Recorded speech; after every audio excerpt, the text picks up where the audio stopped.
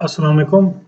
जो प्रीवियस हमने डिस्कशन की थी कि किस तरह से हम डाटा शीट तैयार कर सकते हैं, जो डिफरेंट स्टैटिस्टिकल टूल हैं, इकोनॉमिक्स के रिलेटेड जो स्टैंडर्ड डाटा है, फाइनेंस, अकाउंटिंग और जितनी भी इससे रिलेटेड डिसिप्लिन्स हैं।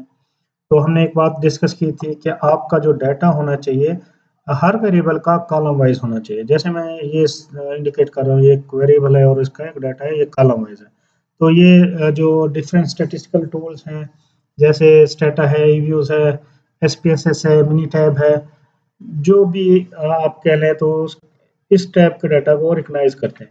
अब हम बात करते हैं कि हमारे पास ये डाटा हमने किया था डाउनलोड, तो यहाँ पे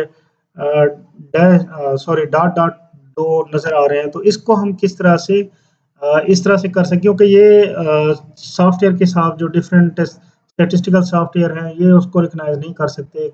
ठीक है, तो हम सबसे पहले ये करेंगे कि हमने इसे ज़ीरो में कन्वर्ट करना है। अगर हमारे डाटा की नॉर्मैलिटी के हिसाब से हम इसको मीन, मीडियन और मोड में भी कर सकते हैं, इन वैल्यूज़ को, जो भी इस वेरिएबल की मीन, मीडियन और मोड वैल्यू आएगी, हम इसको इधर पुट कर सकते हैं। लेकिन इसके लिए हमने उस स्टडी की थ्योरी को देखना होता है कि किस तरह से वो डाटा जो हमारा है यूज़फुल हो सकता है, तो उसके हिसाब से देखते हुए हमने उसको यूज़ करना होता है। हर स्टडी के नेचर के हिसाब से ये डिफरेंट होता है।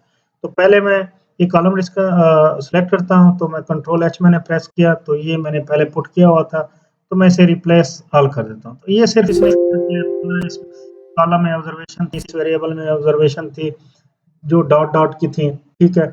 अब मैं करता हूँ कि जनाब सारा का सारा ये शीट मैंने कहीं पे भी इसको सिलेक्ट कर लिया, तो ये देख सकते हैं ये सारे के सारे इसमें कितनी ऑब्जर्वेशन थी, 545 ऑब्जर्वेशन थी, जो आपकी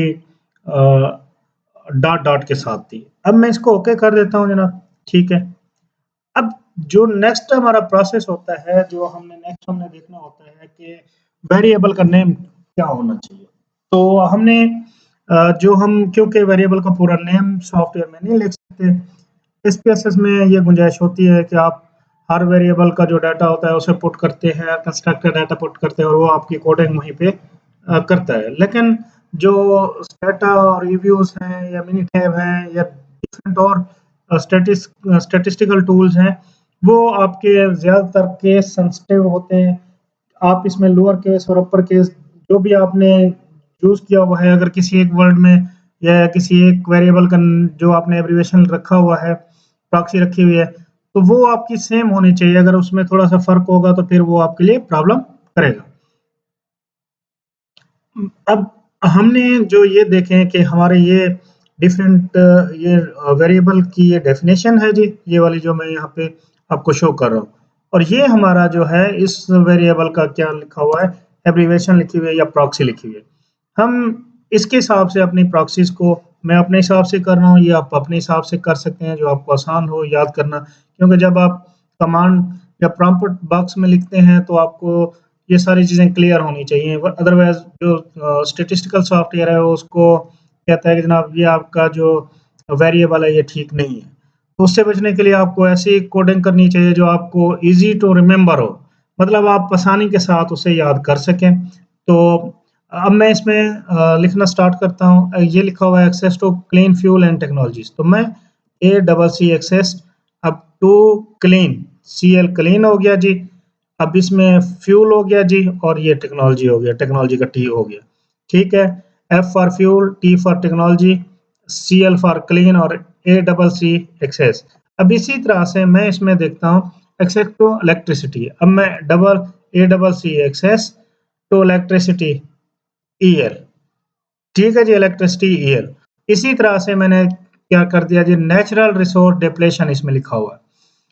अब मैं इसे क्या करता हूँ, नेचुरल, आर की जगह रिसोर्स और डीपी डिप्लेशन। इसी तरह से मैं नेक्स्ट इसमें क्या करता हूँ, net forest depletion, N for net, F for forest और डीपी फॉर डिप्लेशन, ठीक है जी। अब नेक्स्ट इसमें क्या है, agriculture land, A double G R, agree,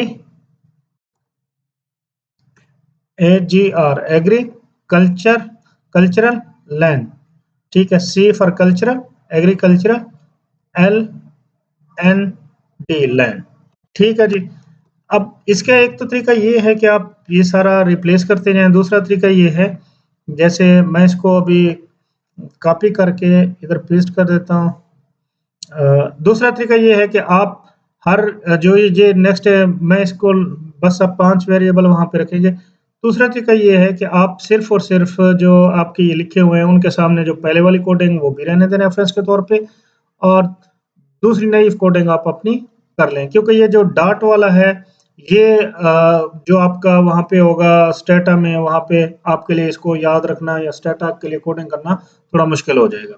तो उसके लिए क्या करते हैं जनाब, एग्रीकल्चर जहाँ पे लिखा हुआ है फॉरेस्ट्री, फिशिंग, वैल्यू एडेड, तो हम AGR एग्रीकल्चर, ठीक है, F फॉर फॉरेस्ट, ठीक है, F फॉर फिशिंग, और ये हमारा हो जाएगा वेरिएबल। इसी तरह से बाकी सारी जो कोडिंग है हम कर सकते हैं। बहरहाल हम सिर्फ़ और सिर्फ़ इस यहाँ से ये 5 लेकर जा रहे हैं, ठीक है। बल्कि पहले हम क्या करते हैं कि जो हमने यहाँ पे इसको 2, 3, 4, 5 हमने, क्योंकि ये कोडिंग यहाँ पे ख़त्म की है, तो हम इसको एज़ ए रेफरेंस पुट कर देते हैं, ताकि कल अगर हमें फ्यूचर में ज़रूरत हो तो हम उसको ईज़िली एक्सेस कर सकें। तो मैं इसकी अब ये वाली कोडिंग जो हमने अपनी जनरेट की है, इसको लेकर जाता हूँ और यहाँ पे आकर पेस्ट कर देता हूँ। ठीक हो गया, आप देख सकते हैं ये 5 हैं, बाकी हम आसानी के लिए इनको डिलीट कर लें, तो हमने इसको डिलीट कर दिया। अब हमारे पास ये डाटा आ गया जी, ठीक है। नेक्स्ट हमारा जो स्टेप होता है डाटा की नॉर्मलाइजेशन, और उसको क्लियर करने के लिए तो हमने ये करना होता है कि जनाब डाटा नॉर्मैलिटी के लिए जो पहला टेस्ट होता है वो हमारा होता है मीन वैल्यू, ठीक है। हम मीन वैल्यू, मैक्सिमम, मिनिमम और स्टैंडर्ड डेविएशन को देखते हैं कि डाटा हमारा जो है नॉर्मल है या नहीं है। तो सबसे पहले हम यहाँ पे मीन वैल्यू लिखते हैं जी।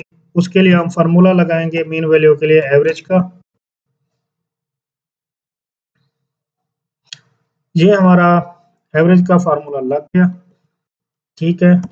इसी तरह से हमारा फिर मीन के बाद होगा मैक्सिमम, तो इसके लिए हम क्या करेंगे कि मैक्सिमम का फार्मूला लगाएंगे जी। तो ये हमारा मैक्सिमम का फार्मूला है, ये हमने लगा लिया। इसके बाद हमारा है मिनिमम का फार्मूला,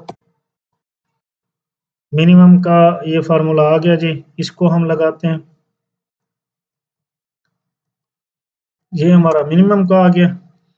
इसके बाद हमारा आ जाएगा स्टैंडर्ड डेविएशन, एसडी से मैं डोनेट कर, तो ये हमारा क्या होगा, स्टैंडर्ड डेविएशन। तो ये आप देख सकते हैं हम पॉपुलेशन का फिलहाल फार्मूला लगा रहे हैं, इनके हम डिफरेंशिएशन में नहीं जा रहे, ठीक है। इसे हम फिर कभी डिस्कस कर लेंगे। बहरहाल तो हमारे पास ये आ गया। अब ये एक वेरिएबल का हमने कर लिया है, तो बाकी में हम क्या करेंगे, इसको कॉपी और पेस्ट कर देंगे। तो हमारे पास ये वैल्यूज आ गई हैं हर वेरिएबल।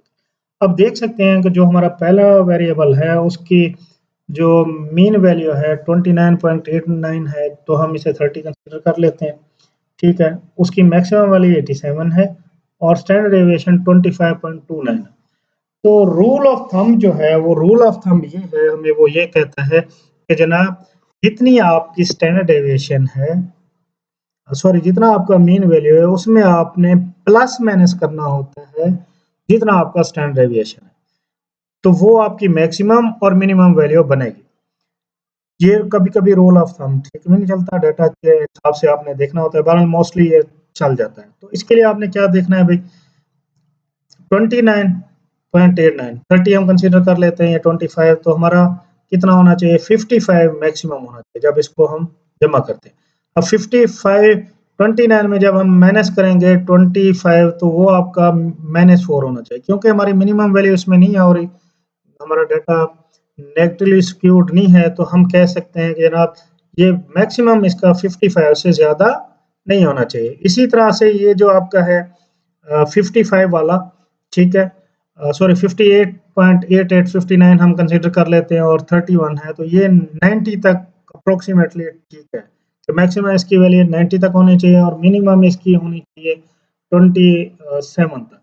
इसी तरह से 1.33 और 1.44 को अगर हम प्लस करते हैं, तो ये हमारा होना चाहिए मैक्सिमम 3 तक ठीक है? आप इसकी वैल्यू देख सकते हैं और मिनिमम होना चाहिए इसका इसमें से ये जब हम माइनस करेंगे ये वैल्यू तो ये नेगेटिव पॉइंट में समथिंग आ जाएगा, 0.11 आ जाएगा आई थिंक।